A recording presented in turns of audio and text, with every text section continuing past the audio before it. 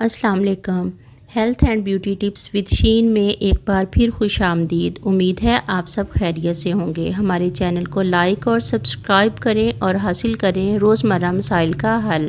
آج ہم بات کریں گے کچھ اہم اصطلاحات پر جو آپ آج کل عموماً خبروں یا سوشل میڈیا وغیرہ پر سنتے یا پڑھتے ہیں۔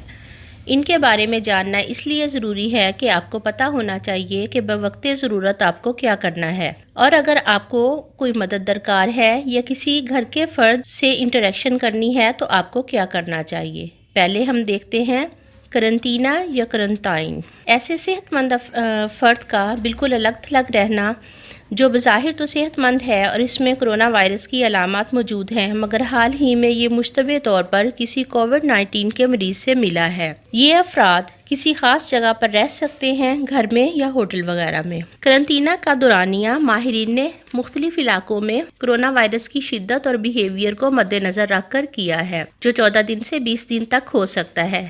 ایسے افراد جنہوں نے حال ہی میں چائنا، امریکہ، اٹلی، فرانس، ایران یا ایسے ممالک جہاں کرونا وائرس تیزی سے پھیل رہا ہے ان کا سفر کیا ہے، انہیں ہر صورت میں قرنطین کرنا چاہیے۔ جو ان مسافروں سے ملے ہیں ان کو بھی رضاکارانہ طور پر قرنطائن کرنا چاہیے۔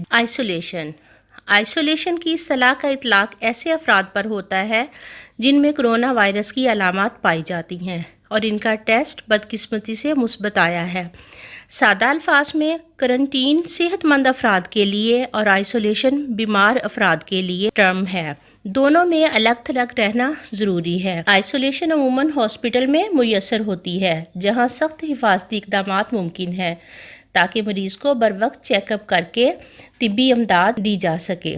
ڈاکٹرز اور مددگار طبی عملہ بھی مکمل حفاظتی کپڑوں میں ملبوس ہوتا ہے۔ ایک اہم بات یہ ہے اگر قرنطینہ کے دوران علامات ظاہر ہوں اور ٹیسٹ مثبت آئے تو ضروری طبی انتظامات کر کے قرنطین کو آئسولیشن میں تبدیل کیا جا سکتا ہے۔ Social distance. سماجی طور پر جب آپ گھر کے باہر نکلتے ہیں تو کم سے کم ایک محفوظ فاصلہ جو آپ کو کسی بھی دوسرے فرد سے رکھنا چاہیے سوشل ڈسٹنس کہلاتا ہے۔ دوبارہ ہم بتاتے چلیں کہ ماہرین کرونا وائرس کے بارے میں شدت اور موسم کو مد نظر رکھتے ہوئے مختلف رائے رکھتے ہیں۔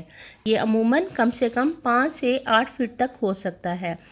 ایسے سماجی مقامات جہاں کافی افراد اکٹھے ہوتے ہیں، مثلاً shopping mall, bank, school, college, university, دفتر، حتیٰ کہ راشن تقسیم کرنے والے مقامات اور ہاسپٹل وغیرہ، ان مقامات پر خصوصی احتیاط کی ضرورت ہے۔ پھر ملیں گے، اپنا خیال رکھیے گا اور دیکھتے رہیے health and beauty tips with شین۔